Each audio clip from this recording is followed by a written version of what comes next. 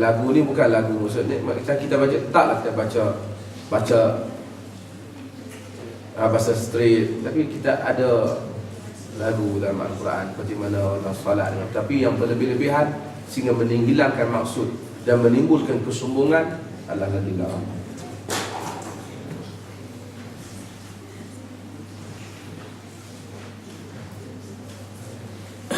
Apa pandangan Ustaz tentang setengah non-Muslim yang sering mempertikaikan apa itu? Ini tulisan doktor yang main. Doktor tak boleh baca, doktor kacau. Kegiatan dakwah yang terlampau banyak, meskipun dakwah itu sering ditujukan kepada Muslim saja, patutkah kita luangkan masa berbahas dengan mereka ataupun buat tak tahu dan terus fokus kepada masyarakat Muslim sendiri? Kita tak mau nak. Saya ingat memang kadang-kadang orang non-Muslim di Malaysia ni sekarang dia dah gap sikit lah. Jadi apa pun orang Islam buat tak kena lah. So kita ada dua, kita sama ada kita nak terang Islam pada dia, ataupun kita tak layan dia punya tuntutan dia yang bukan-bukan lah.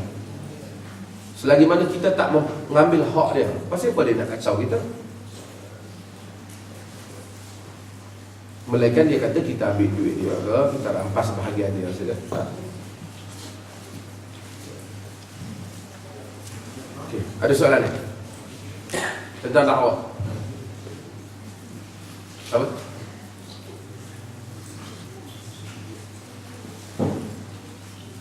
Ada soalan?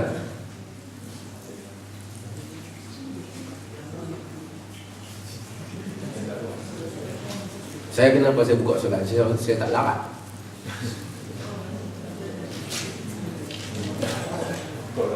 Tak ada, kita nak tutup awal. Ada soalan tak?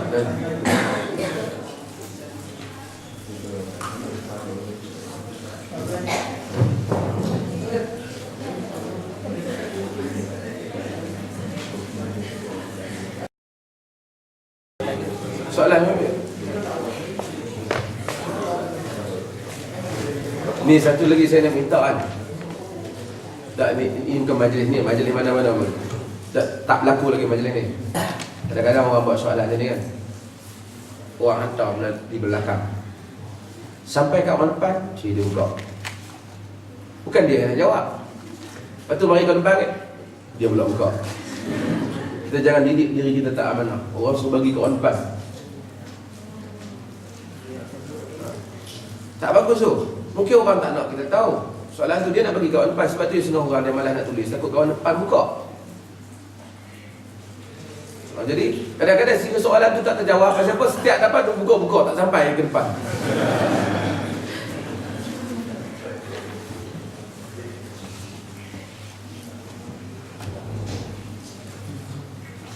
Di chat Republic ni, apa yang membuatkan suka untuk berdakwah? Masalah bahasa. Apa pendapat Ustaz hal ni? Kita memang kita tahu, kita tengok kalau saudara-saudari datang ke sini memang untuk utamanya ialah untuk menuntut ilmu, perubatan. Kalau sekiranya kita dakwah pada penduduk tempatan itu tidak menjejaskan matlamat yang asal, kita dakwah.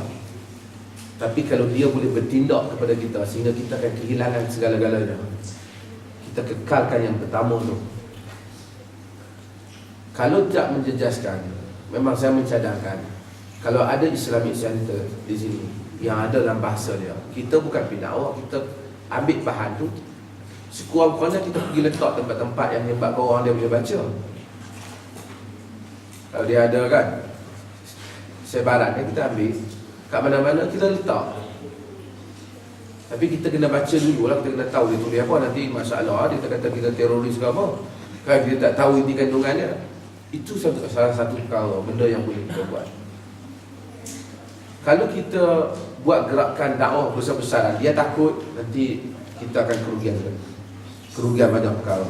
Tapi dalam masa yang sama, kalau sekiranya kita ada kawan baik, kita tahu kawan baik kita ni tak ada masalah, kita boleh terang Islam, kita terang kepada dia.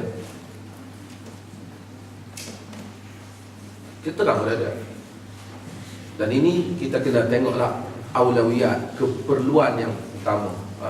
Kita kena bagi prioriti supaya jangan kita nak ambil satu perkara, kita kehilangan semua. Kita nak buat banyak perkara, kita kehilangan semua. Kita lihat apa yang menjadi utama.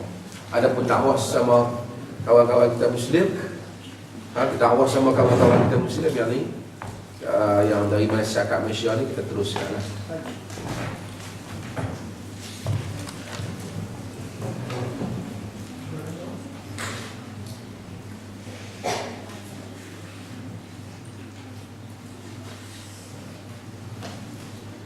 Kalau ada missionaries Kristian,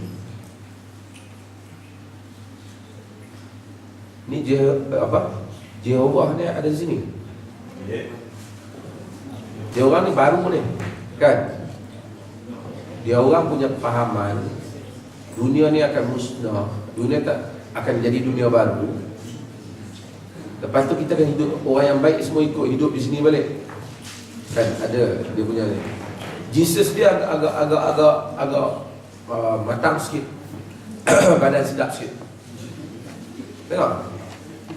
Okey, datang rumah kita, lepas tu jumpa sekali dengan dia. Lepas tu dia selalu call, dah nak jumpa. Nak jumpa, sampaikan hari yang ada test pun nak jumpa juga. Kadang-kadang rasa macam dipaksa-paksa. Apa betul saya buat? Nak jumpa selalu pun, ataupun jumpa bila free saja. Saya ingat tak payah jumpa, nak jumpa apa? Melainkan kita nak sampaikan dakwah balik pada dia. Kalau setakat kita nak layan supaya dia, tak payah. Kalau dia, kita, kalau kenapa kita nak jumpa dia? Melainkan kita kena kata, okey awak, saya cakap, awak cakap 5 minit, saya cakap 5 minit. Soal 5 minit.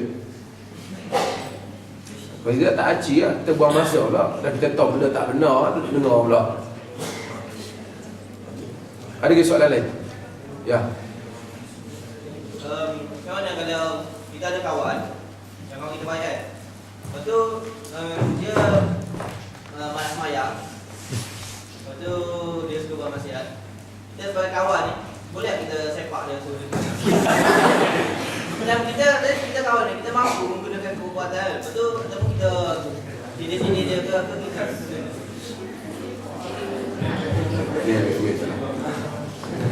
Saya ingat, anda jangan sepak dah. Apa yang sesuatu tindakan di dalam dakwah yang kita nak ialah kesan. Adakah dengan kita yakin dengan sepak tu dia akan semayang? Ataupun sekadar nak melepaskan perasaan kita? Ini kita kena ambil perhatian. Ini yang berlaku pada penceramah yang duk maki orang. Dia sebenarnya dia bukan menuntut untuk Islam, dia menuntut bela untuk diri dia ataupun kumpulannya. Bila dia naik ke pentas, dia maki orang. Kita akhirnya apa yang jadi? Orang dapat Islam tu cantik ke? Kita ada kawan mungkin kita boleh bertegas dengan dia. Ataupun kalau dia kata, kalau aku tak semayang pagi esok, kau sepak sekali, tak apalah kan. Kan? Tapi kalau itu lepas kita sepak, dia musuh dengan kita, dia langsung tak dengar, tak ada faedah lah. Tapi kalau kita kadang-kadang memberikan sindiran kepada dia dengan tujuan kita supaya dia ingat hadap benda yang salah. Quran juga kadang-kadang menyindir, kan? Itu tidak ada masalah lah. Nabi pun kadang-kadang bertanya sahabat dengan satu pertanyaan yang menyebabkan terasa hati dia, supaya dia ingat, jangan buatlah benda tu. Tapi kita punya fokus mesti betul. Kadang-kadang kita dah tahu, kita dah tahu benda tu, kita tunggu orang lain ada, kita nak malukan dia dalam benda tu, itu tak betul lah. Sebab tu bila kita nak dakwah, salah satu benda yang kita buat, kita letakkan apa yang ada dalam hadis kan.